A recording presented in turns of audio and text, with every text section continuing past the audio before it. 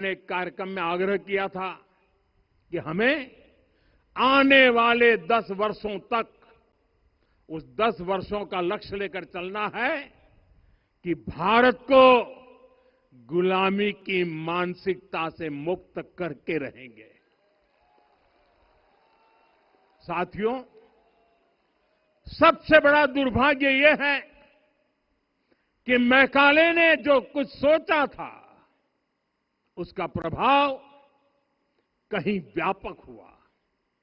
हमें आजादी मिली, लेकिन हीन भावना से मुक्ति नहीं मिली।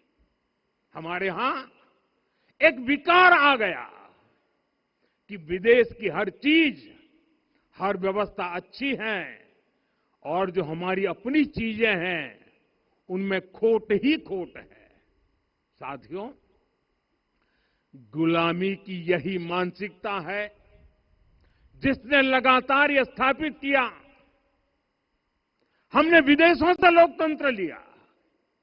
कहा गया कि हमारा संविधान भी विदेश से प्रेरित है, जबकि सच ये है कि भारत लोकतंत्र की जननी है, मदर ऑफ डेमोक्रेसी है।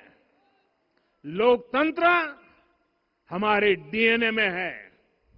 साथियों, अगर आप तमिलनाडु जाएंगे तो तमिलनाडु के उत्तरी हिस्से में उत्तीर-मेरूर गांव है। वहां हजारों वर्ष पहले का एक शिलालेख है। उसमें बताया गया है कि उस कालखंड में भी कैसे लोकतांत्रिक तरीके से शासन व्यवस्था चलती थी, लोग कैसे सरकार चुनते थे। लेकिन हमारे यहां तो मैग्ना कार्टा की प्रशंसा का ही चलन रहा। हमारे यहां भगवान बसवन्ना, उनके अनुभव मंटपा की जानकारी भी सीमित रखी गई।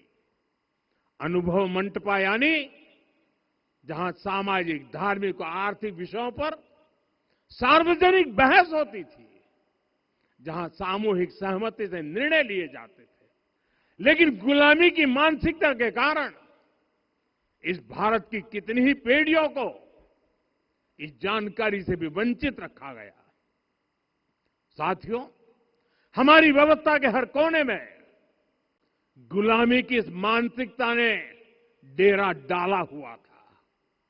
अब याद करिए, भारतीय नौसेना का ध्वज सदियों तक उस ध्वज पर ऐसे प्रतीक बने रहे जिनका हमारी सभ्यता, हमारी शक्ति, हमारी विरासत से कोई संबंध नहीं था। अब हमने नौसेना के ध्वज से गुलामी के हर प्रतीक को हटाया है। हमने छत्रपति शिवाजी महाराज की विरासत को स्थापित किया है। और ये सिर्फ एक डिजाइन में बदलाव नहीं हुआ, ये मानसिकता बदलने का क्षण था। ये वो घोषणा थी कि भारत अब अपनी शक्ति अपने प्रतीकों से परिभाषित करेगा, न कि किसी और की विरासत से। और साथियों, यही परिवर्तन आज अयोध्या में भी दिख रहा है। साथियों, ये गुलामी की मानसिकता ही है जिसने इतने वर्षों तक रामत्व को नकारा है। भगवान राम अपने आप में एक वैल्यू सिस्टम है। ओरछा के राजा राम से लेकर रामेश्वरम के भक्त राम तक और शबरी के प्रभु राम से लेकर मिथिला के पाहुन राम जी तक, भारत के हर घर में, हर भारतीय के मन में और भारतवर्ष के हर कण कण में राम है। लेकिन गुलामी की मानसिकता इतनी हावी हो गई कि प्रभु राम को भी काल्पनिक घोषित किया जाने लगा। साथियों, अगर हम ठान ले अगले 10 साल में रामलला का मंदिर परिसर भव्य से भव्यतम हो रहा है और साथ ही अयोध्या को संवारने का काम लगातार जारी है। आज अयोध्या फिर से वह नगरी बन रही है जो दुनिया के लिए उदाहरण बनेगी। त्रेता युग की अयोध्या ने मानवता को नीति दी। 21वीं सदी की अयोध्या मानवता को विकास का नया मॉडल दे रही है। तब अयोध्या मर्यादा का केंद्र थी, अब अयोध्या विकसित भारत का मेरुदंड बनकर उभर रही है। साथियों, भविष्य की अयोध्या में पौराणिकता और नूतनता का संगम होगा। सरयू जी की अमृत धारा और विकास की धारा एक साथ बहेगी। यहां आध्यात्म और आर्टिफिशियल इंटेलिजेंस दोनों का तालमेल दिखेगा। राम पथ, भक्ति पथ और जन्मभूमि पथ से नई अयोध्या के दर्शन होते हैं।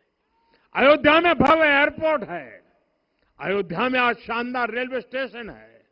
वंदे भारत और अमृत भारत एक्सप्रेस जैसी ट्रेनें अयोध्या को बाकी देश से जोड़ रही हैं। अयोध्या वासियों को सुविधाएं मिले, उनके जीवन में समृद्धि आए, इसके लिए निरंतर काम चल रहा है। साथियों, जब से प्राण प्रतिष्ठा हुई है तब से लेकर आज तक करीब करीब 45 करोड़ श्रद्धालु यहां दर्शन के लिए आ चुके हैं। ये वो पवित्र भूमि है जहां 45 करोड़ लोगों के चरण रज पड़े हैं और इससे अयोध्या और आसपास के लोगों की आय में आर्थिक परिवर्तन आया है, वृद्धि हुई है। कभी अयोध्या विकास के पैमानों में बहुत पीछे थी। आज अयोध्या नगरी यूपी के अग्रणी शहरों में से एक बन रही है। साथियों, 21वीं सदी का आने वाला समय बहुत महत्वपूर्ण है। आजादी के बाद के 70 साल में भारत विश्व की 11वीं सबसे बड़ी अर्थव्यवस्था बना। 70 साल में 11वीं।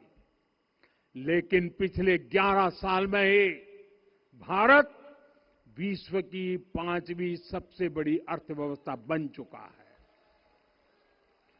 और वो दिन दूर नहीं जब भारत विश्व की 3री सबसे बड़ी अर्थव्यवस्था भी बन जाएगा।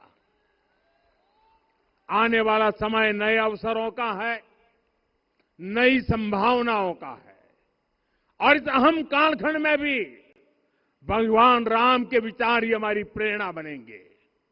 जब श्री राम के सामने रावण विजय जैसा विशाल लक्ष्य था, तब उन्होंने कहा था, सौरज धीरज ते ही रथ चाका, सत्यशील दृढ़ ध्वज पताका, बल विवेक दम परहित गोरे, क्षमा कृपा समता रजु जोरे।